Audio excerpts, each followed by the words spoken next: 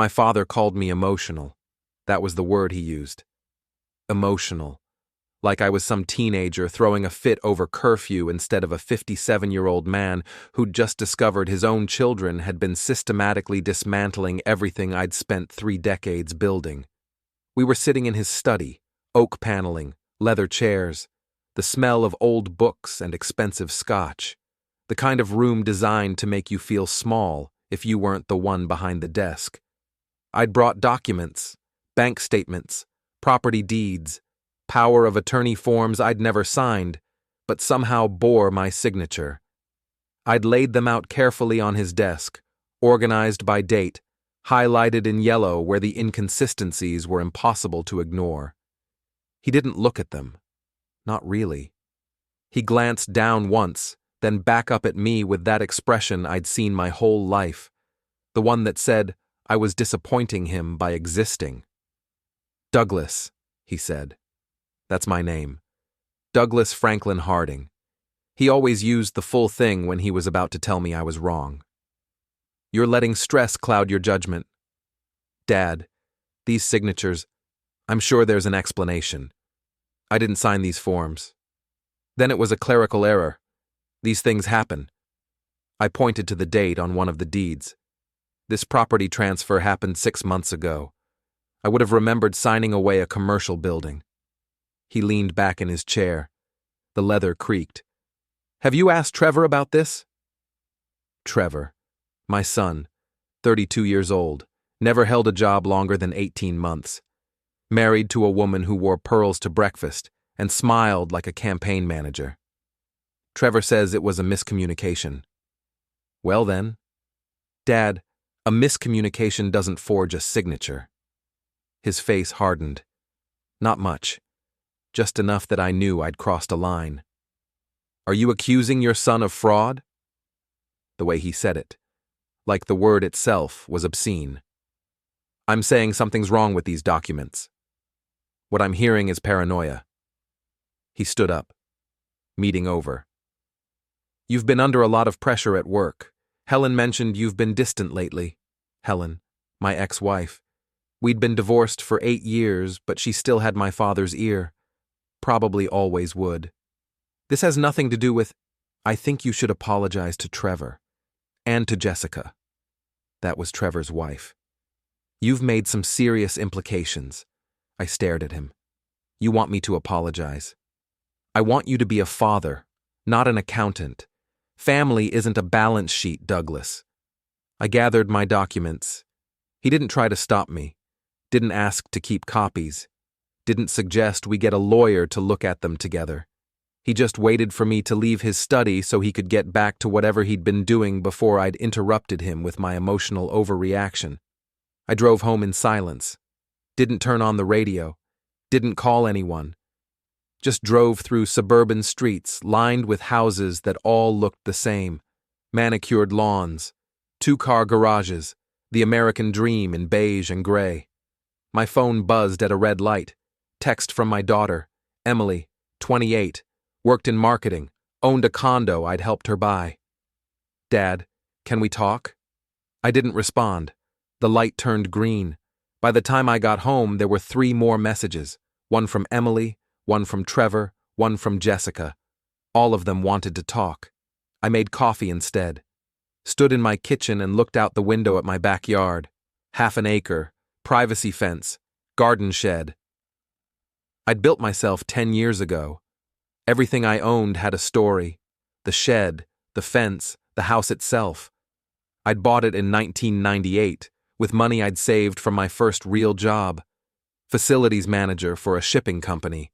I'd worked my way up to senior operations director, learned how contracts worked, how access worked, how systems worked, how leverage worked. My phone rang. Trevor. I let it go to voicemail. He called back. I answered. Dad. His voice was tight, controlled. I heard you went to Grandpa's. I did. He said you were upset about some paperwork. That's one way to describe it. Silence on the line. Not the comfortable kind. The kind where someone's choosing their next words very carefully. Maybe we should sit down and talk about this, Trevor said. All of us. Clear the air. All of us. Yeah, me and Jess, Emily, maybe even Grandpa if that would help. A family meeting. How civilized. When? I asked. Tomorrow? We could do lunch, that place on 5th Street. You like their sandwiches. I did like their sandwiches. Good pastrami. They cut it thick. Noon? Trevor pressed. Noon. Great. And Dad? Try to come with an open mind, okay? I think there's been some misunderstandings. I'm sure there have been. We hung up. I sat at my kitchen table and went through the documents again. Slowly this time. Making notes. Cross-referencing dates. Looking for the pattern I knew was there. It took me 3 hours to find it. The signatures weren't just forged. They were strategically forged, each one tied to a specific asset. Each asset essential to my long-term financial stability. The commercial building I'd mentioned to my father, a small rental property, an investment account I'd opened in 1995, and the power of attorney forms, 3 of them, all granting Trevor the authority to make financial decisions on my behalf in case of incapacitation. I'd never been incapacitated. My coffee had gone cold. I reheated it in the microwave and kept working. By midnight, I had a timeline. The first suspicious signature appeared 14 months ago, 3 weeks after Trevor lost his job at the tech startup. 2 weeks before he bought a new car. Cash. The second signature was 9 months ago, right when Jessica started posting photos of their renovated kitchen on social media. Marble countertops, custom cabinets, at least $60,000 worth of upgrades. The third was 6 months ago, Emily's condo. She'd told me the down payment came from her savings, but her savings account statements, which I had access to from when I'd helped her set up her first checking account at 16, showed no major withdrawal. I closed my laptop, sat in the dark, thought about my father's face when he'd called me emotional, thought about Trevor's careful voice on the phone, try to come with an open mind, thought about the lunch tomorrow, the place on 5th Street with the good pastrami, all of them waiting for me to apologize, to admit I'd overreacted, to be grateful they were giving me a chance to make this right. I opened my laptop again, started a new document, titled it simply Timeline. Then I began to write everything down. Every date, every signature, every transaction, every lie. Not for them, for me, because I was going to need to remember exactly how this started. The restaurant was called Morton's, not the chain, a local place that had been there since the 70s. Red booths, checkerboard floors, photos of the owner with minor celebrities from 2 decades ago.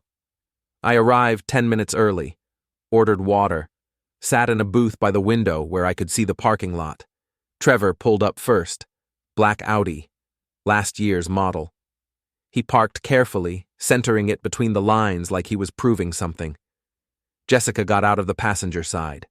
Cream-colored dress, sunglasses even though it was overcast. They stood by the car for a moment. Talking. Jessica touched his arm twice. Whatever she was saying, he was listening. Then Emily arrived. Honda Civic. 5 years old but well-maintained. She parked next to Trevor's Audi. Got out, waved at them. Jessica hugged her. Trevor didn't. They walked toward the restaurant together. Jessica in the middle. Emily laughing at something. Trevor checking his phone. I watched them through the window and felt nothing. That was the strange part. I'd expected anger or hurt. Something sharp. Instead, I felt like I was watching strangers rehearse for a play I'd already seen. The door chimed when they came in. Emily saw me first, smiled. That smile she'd had since she was 6, the one that made people trust her. Hi, Dad. Emily. She slid into the booth across from me. Trevor and Jessica took the other side, all 3 of them facing me like a panel of judges. The waitress came by, young, tired, didn't care about our family drama. Trevor ordered a club sandwich. Jessica got a salad, no dressing. Emily asked for the soup of the day. I ordered the pastrami. The waitress wrote it down and left. So, Trevor said, He folded his hands on the table, gesture he'd probably learned in some management seminar. Let's talk about yesterday. Let's. Grandpa said you had some concerns about paperwork. Concerns is a gentle word. Jessica leaned forward. Mr. Harding. She always called me that. Never Doug, never Dad, even though we'd known each other for 8 years. We understand this must be confusing for you, but I think if we walk through everything calmly, we can clear this up. I'm calm. You accused Trevor of fraud, Emily said quietly. She wasn't looking at me. She was looking at her napkin, folding it, unfolding it. I didn't accuse him. I stated facts. Facts, Trevor repeated. Dad, you came to Grandpa's house with a stack of papers and started making accusations. That's not stating facts. That's paranoia. There it was again. Paranoia. My father's word. Show me the signatures, I said. Trevor blinked. What? Show me the signatures on those documents. Right now. Let's compare them to my actual signature. Silence. The restaurant noise filled the space. Clinking dishes. Other conversations. Someone laughed at the counter. We don't have them with us, Jessica said smoothly. But I'm sure if you want to schedule a time to review them with a notary present. I don't want a notary. I want an explanation. The explanation, Trevor said slowly, is that you signed those documents and don't remember. You've been stressed, working too much. Grandpa said you've seemed off lately. Grandpa has opinions. Grandpa cares about you.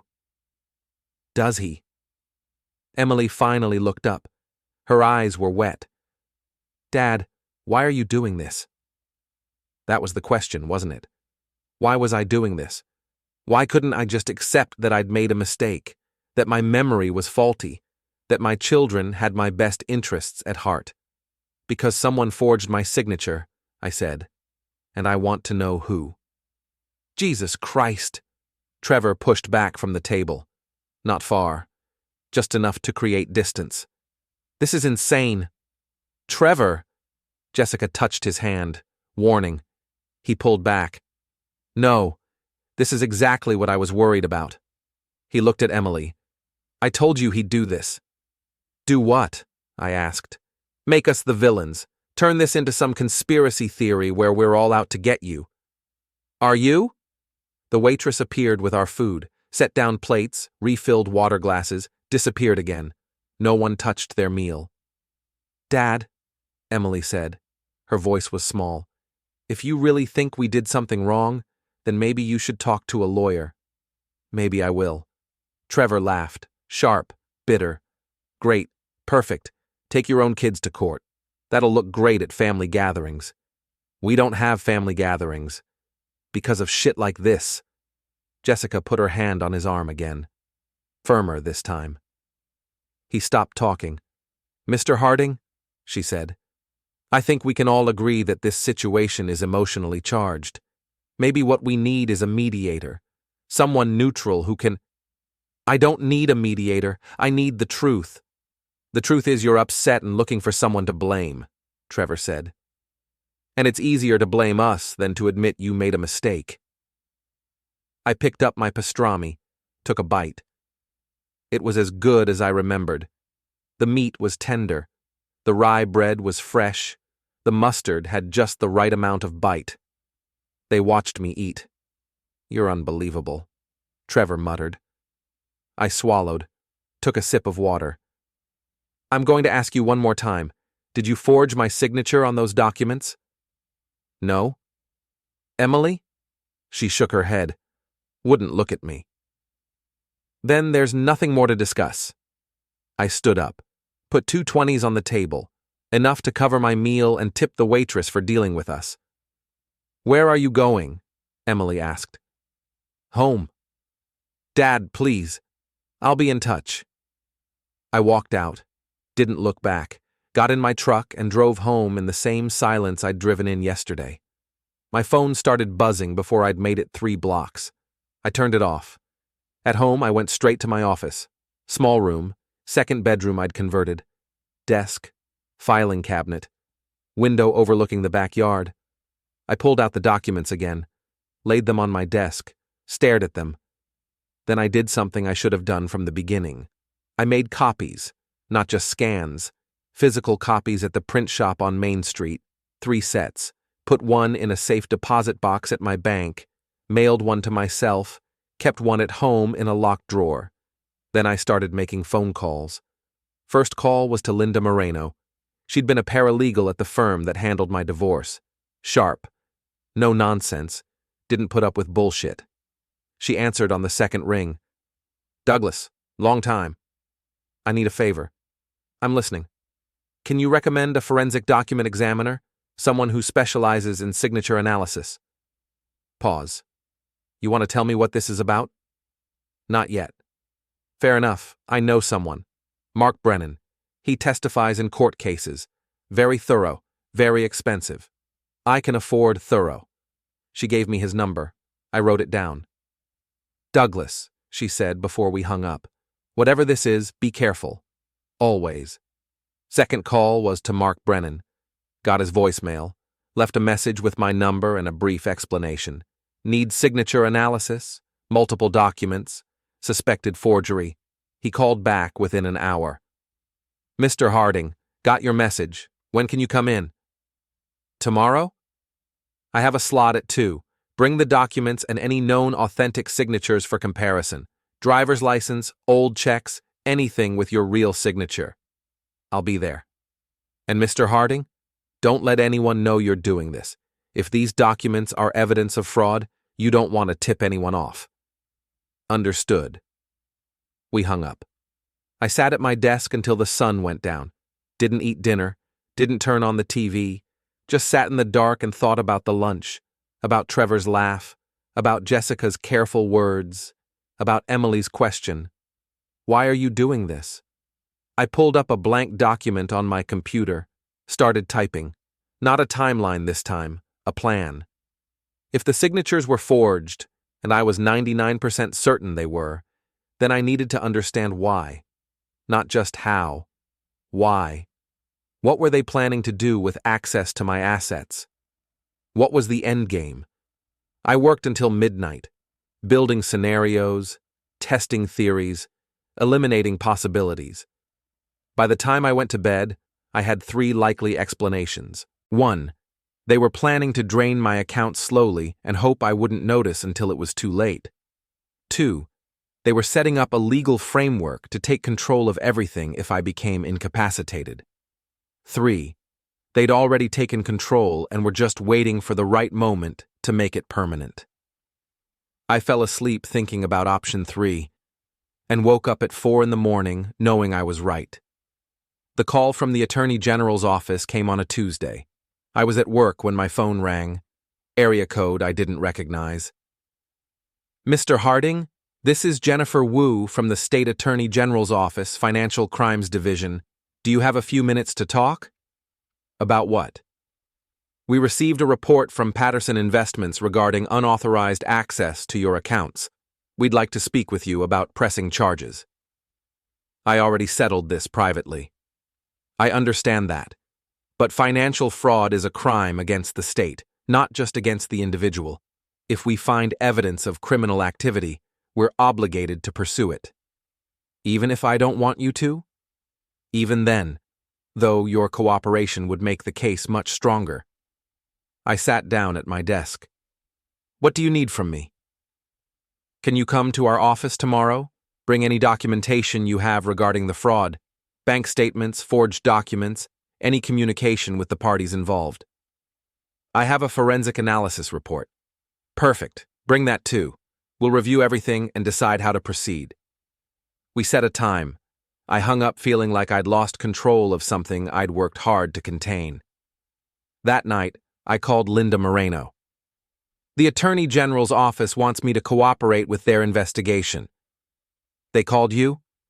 "This afternoon. Want me to come in tomorrow with documents." "Douglas, if they're building a criminal case, they don't need your permission, but having your testimony will make it stronger." "I signed an agreement saying I wouldn't file charges." "You didn't file charges. Patterson Investments did.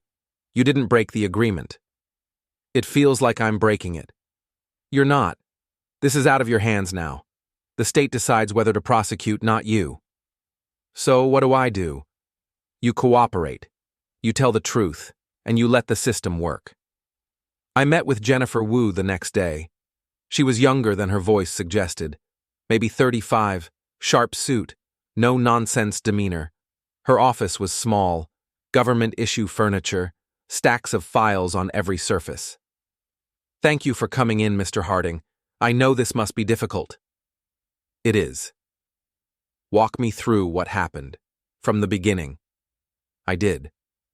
Started with the documents I'd found, the signatures that didn't match, the investigation, the forensic report, the confrontation with Trevor and Jessica.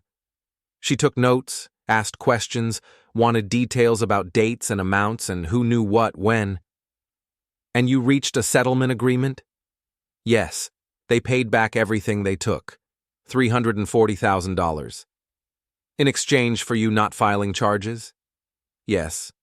That's witness tampering. I blinked. What? They paid you to keep quiet about a crime. That's witness tampering, which is also a crime. I didn't think of it that way. Most people don't. But legally, that's what it is. They bought your silence. I wasn't planning to file charges anyway. But they didn't know that. They paid you to make sure you wouldn't. So now what? Now we build a case, not just for the fraud, but for the tampering. This is bigger than forged signatures, Mr. Harding. This is organized financial crime. They're my family. I understand, but the law doesn't care about family relationships. Crime is crime. I left her office feeling sick. This wasn't what I'd wanted. I'd wanted the money back, wanted justice, wanted them to face consequences. But criminal charges, prison time, that was different. That night, Trevor called. I'd blocked his number weeks ago, but he called from Jessica's phone. They're talking about criminal charges for fraud and witness tampering. I didn't file a complaint, but you cooperated with their investigation. You gave them documents. You told them everything. They asked. You could have said no. You could have told them you didn't want to pursue it. They said it doesn't matter what I want. They're pursuing it anyway. That's bullshit and you know it. Without your testimony, they don't have a case. You're choosing to do this. I'm choosing to tell the truth. The truth is, you're destroying us. We paid you back. Every penny. We lost our savings. We're in debt. We're barely keeping our heads above water, and now you want us in prison? I don't want anything. I just answered their questions. Liar. You're loving this. You get to be the victim. Get to punish us. Get to watch us suffer. Trevor. Emily's selling her condo. Did you know that? She can't afford the mortgage anymore. Not after paying you back. She's moving back in with Mom. At 28 years old. Because of you. Because of what you did. We tried to help you. That's all we did. Made some mistakes. Forged some signatures. But we were trying to help. Help yourselves. Go to hell, Dad. He hung up. I sat with the phone in my hand and thought about Emily. About her first apartment. About how proud she'd been when she bought that condo. About how she'd called me from the closing and cried happy tears. And now she was losing it. Because of $60,000 she'd taken from me. Because of a down payment she'd known was stolen money. I could fix this. Could call Jennifer Wu tomorrow and tell her I wouldn't cooperate. Refuse to testify. Make it harder for them to build their case. But then what? Trevor and Jessica get away with it? Emily learns there are no real consequences? No. They'd made their choices. And choices have consequences. I went to bed early. Didn't sleep well. Kept thinking about Emily crying. About Jessica's lawyer letter threatening to sue me. At 4 a.m, I gave up on sleep. Made coffee. Sat in my kitchen and watched the sunrise through the window. My phone buzzed. Text from my father. The Attorney General called me yesterday. Asked about my involvement. I told them I had nothing to do with the forgeries. I believe you should do the same. This has gone far enough. I didn't respond. Another text. Douglas, answer me. Then a phone call. I let it go to voicemail. Douglas Franklin Harding, you pick up this phone right now. We need to talk about this situation before it gets worse. These are criminal charges. Do you understand what that means? Your son could go to prison. Your daughter could have a criminal record. Is that what you want? Call me back. I deleted the voicemail, drank my coffee, thought about consequences, and decided I was done thinking. Done worrying about what they wanted. Done caring about how this looked. They'd forged my signature, stolen my money, gaslit me into thinking I was crazy. And when they got caught, they'd tried to buy their way out of it. Not anymore. I called Jennifer Wu, got her voicemail, left a message. This is Douglas Harding. I want to schedule another meeting. I have more information about the case, about who else was involved. She called back within an hour. Mr. Harding, what additional information? My father knew about the forgeries. He helped coordinate the plan. He should be investigated too. Silence on her end. Then, that's a serious allegation. Do you have proof? I have his admission, on my phone, recorded during our last conversation. When? 2 weeks ago. He said the forgeries were for my own good, that Trevor was protecting my assets. That's conspiracy to commit fraud. I know. Mr. Harding, if you're doing this out of revenge, I'm doing this because it's true, and because I'm done protecting people who don't deserve protection. All right, come in tomorrow. Bring the recording. We'll add it to the file.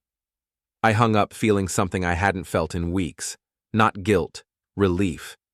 The final confrontation happened in a place I chose, not a restaurant, not my father's study, not a government office, a conference room at a property I owned, the commercial building on Patterson Avenue, the one Trevor and Jessica had been collecting rent from for 2 years.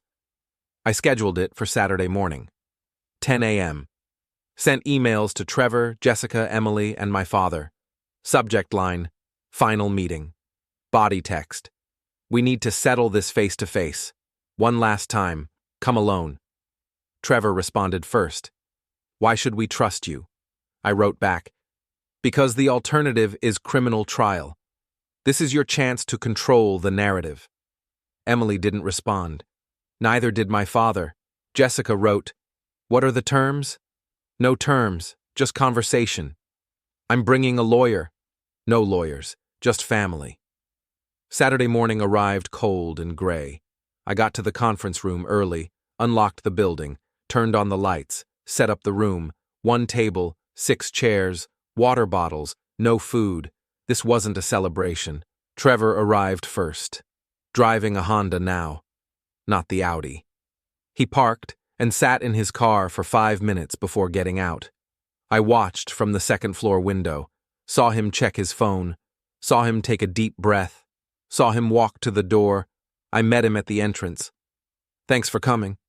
Like I had a choice. You always have a choice. Not anymore, I don't. We went upstairs. He sat down without looking around, just stared at his hands. Jessica arrived 10 minutes later, drove herself. No Trevor in the car. That was interesting. She came upstairs, saw Trevor, sat next to him but didn't touch him. The space between them felt deliberate. Where's everyone else? She asked. On their way. Emily was next. She looked smaller than I remembered. Thinner, dark circles under her eyes.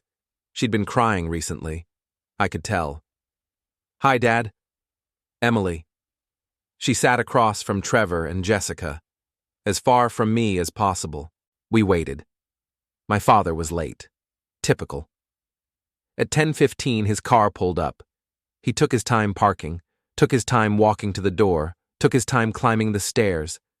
When he entered the conference room, he looked at each of us, judging, assessing, deciding who was worth his attention. This is ridiculous, he announced. We could have done this over the phone. Sit down, Dad. He sat, at the head of the table. Of course. So, I said, here we are. Here we are. Trevor echoed bitterly. The Attorney General's office is moving forward with their investigation. They're planning to file charges against Trevor and Jessica for fraud, identity theft, and witness tampering. We know, Jessica said. They called us. They're also investigating my father for conspiracy.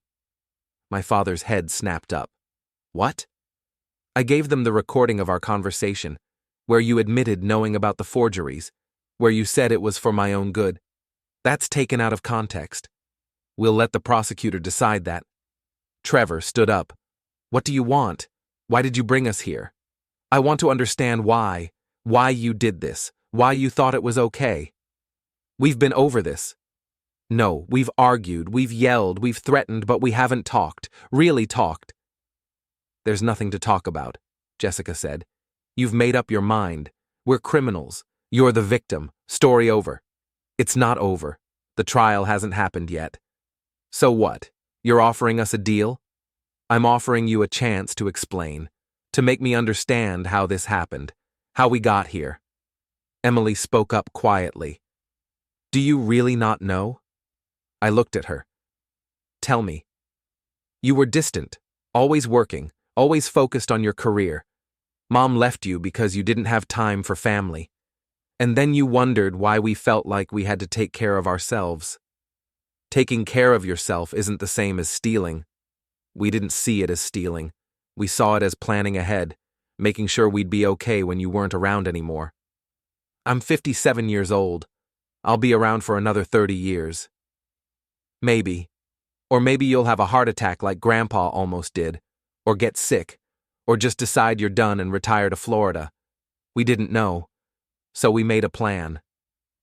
The plan was fraud. The plan was security, Trevor said. We saw how much money you had just sitting in accounts, not invested properly, not growing. We saw opportunities, so we took them. Without asking. Because you would have said no, you always say no, to everything. That's my right. It's my money. Not forever it isn't, my father said. Eventually, it becomes their money. When you die, when you're incapacitated, one way or another, they inherit. They were just accelerating the timeline. That's not how inheritance works. It's exactly how inheritance works.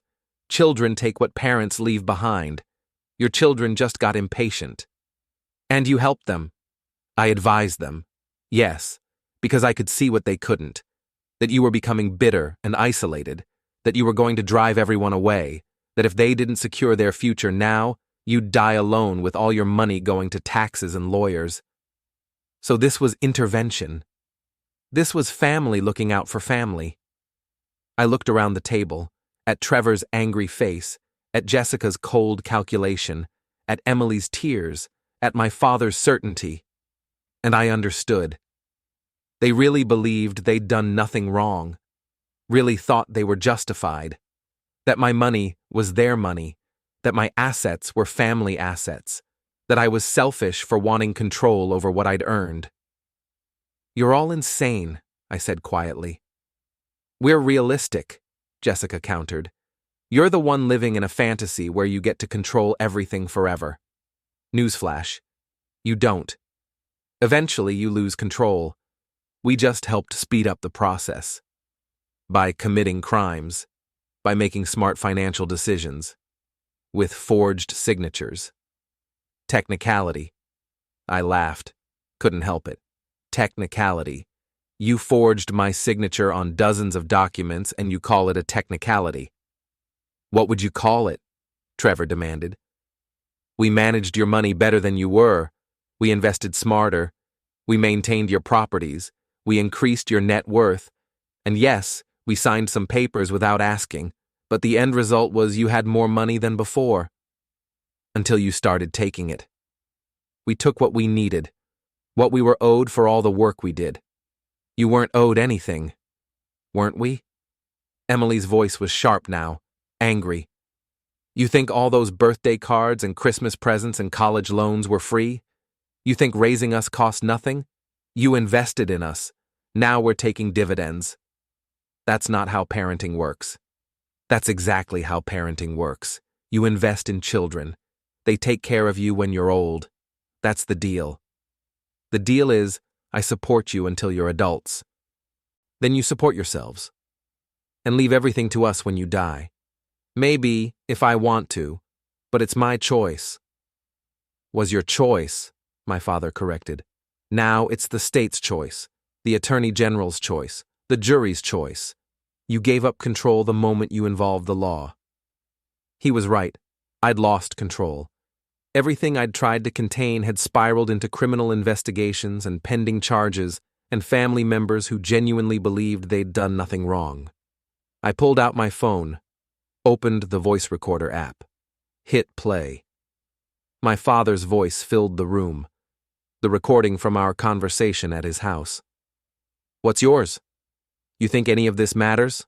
This house? That commercial building? The investment account? It's all going to them anyway, when you're gone. I stopped the recording. That's conspiracy to commit fraud. You knew they were forging signatures. You endorsed it. You encouraged it. My father's face went pale. That was a private conversation. In my house, where I'm allowed to record, it's legal and admissible. You're going to send your own father to prison? I'm going to tell the truth. What happens after that is up to the prosecutor. Trevor slammed his hand on the table. So that's it? You brought us here to gloat? To show us you've got us all trapped? No. I brought you here to give you one last option. What option? I pulled out a folder, laid it on the table. Guilty pleas, all of you. Trevor and Jessica for fraud and identity theft. My father for conspiracy. Emily for receiving stolen property. You're out of your mind, Jessica said. The prosecutor is offering reduced sentences, probation instead of prison, fines instead of jail time, but only if you plead guilty and agree to make full restitution. We already made restitution. Not to the investment firm, not to the state, not to everyone you defrauded. How much? My father asked. His voice was quiet now, defeated. Another 150,000, split between the four of you, paid over 5 years. Impossible. Then go to trial. Take your chances with a jury. The room went silent. I could hear traffic outside, could hear someone walking up the stairs in the building, could hear Emily crying quietly. Why are you doing this? Trevor asked. We paid you back. We signed your agreement. What more do you want? I want you to admit what you did, publicly, in court. I want guilty pleas and criminal records and consequences that last longer than 90 days. You want revenge. I want justice. Same thing. Not to me. Jessica was reading the plea agreement. Slowly, carefully. These terms are barely better than going to trial. They're better enough. You avoid prison. You avoid a public trial. You plead guilty and move on. With criminal records. You committed crimes. That's how it works. And if we refuse? I stood up, gathered my things. Then I see you in court, with witnesses and evidence and expert testimony, and we let 12 strangers decide what happens to you. I walked to the door, stopped, looked back at them. My son, my daughter, my father, the woman who'd married into this family thinking she was smart enough to get away with fraud, all of them staring at me like I was the villain. You had a choice, I said, every step of the way. You could have asked for help. You could have been honest. You could have respected that my money was mine to manage. But you chose this. You chose to forge signatures and lie and steal, and now you get to live with the consequences. And you get to live alone, my father said. Die alone, with your money and your righteousness and no family to remember you. Maybe, but at least I'll die knowing I didn't steal from my children. I left before anyone could respond, walked down the stairs, got in my truck, drove home. Behind me, they were probably arguing, probably crying, probably trying to figure out how to avoid the inevitable. I didn't care. Not anymore. Because I'd done what I set out to do. I'd discovered the betrayal. I'd documented the fraud. I'd secured my assets. I'd cooperated with the investigation. And I'd given them one final chance to take responsibility. Whether they took it or not was their choice. I was done choosing for them. 2 weeks later, Jennifer Wu called. All four of them accepted the plea agreement. They'll be arraigned next month. Wanted you to know. Thank you. Mr. Harding, I know this wasn't easy. It wasn't. But you did the right thing. Financial fraud destroys families. You stopped it before it got worse. It's already pretty bad. It could have been worse. They could have drained everything, left you with nothing. At least now you have your assets and they face consequences. Yeah, at least. We hung up. I sat in my office and looked at my bank statements, all the money back, plus interest, plus penalties, all of it secure and controlled and mine again, and I felt nothing, because I'd won. I'd proven they were thieves. I'd gotten justice. I'd held them accountable. But I'd also lost my family, lost my son and daughter and father, lost any chance of reconciliation, lost the possibility that we could ever be whole again. And maybe that was fair. Maybe that was the right outcome. Maybe they deserved to lose me as much as I deserved to lose them. Or maybe I'd just chosen money over family, just like they'd accused me of doing, just like my father had predicted. I didn't know anymore, and I was too tired to figure it out. The arraignment was scheduled for Thursday morning. I wasn't required to attend. Jennifer Wu said I could watch from the gallery if I wanted, or I could stay home. I stayed home. That afternoon, I got an email from the court. Subject line, Harding case. Guilty pleas entered. I opened it, read the summary. Trevor Harding, Jessica Harding, Emily Harding, and Richard Harding had all pleaded guilty as charged. Sentencing would be scheduled for next month. Restitution payments would begin immediately. And that was that. Years of planning, months of investigation, weeks of negotiation, all summarized in one paragraph of legal text. I closed my laptop, walked to my kitchen, poured a glass of water, looked out at my backyard. The fence I'd built was starting to show wear. Needed painting. Maybe next spring. The garden shed was listing slightly. Foundation settling. Should probably fix that before winter. The grass needed mowing. Had needed it for a couple weeks. I'd been too busy to notice. All the small things that make up a life. All the maintenance and repair and constant attention required to keep everything from falling apart. I'd maintained my assets, secured my accounts, protected my properties. But I'd let my family fall apart, and I couldn't decide if that was tragic or just. My phone buzzed. Text from an unknown number. This is Emily. I know you don't want to hear from me, but I need you to know something. I'm sorry. Not for taking the money. I'm not sorry for that. We needed it and you had it. But I'm sorry that I lied. Sorry that I made you feel crazy. Sorry that we couldn't just be honest with each other. I stared at the message for a long time. Then I deleted it without responding. Because sorry doesn't fix forged signatures. Sorry doesn't undo betrayal. Sorry doesn't rebuild trust that was deliberately destroyed. Sorry is just another word people use when they get caught. And I was done with words. I was done with apologies and explanations and justifications. I was done with family meetings and negotiations and agreements. I'd won. They'd lost. The end. Except it didn't feel like the end. It felt like the beginning of something worse, something lonelier, something permanent. But that was the price of justice, and I'd chosen to pay it.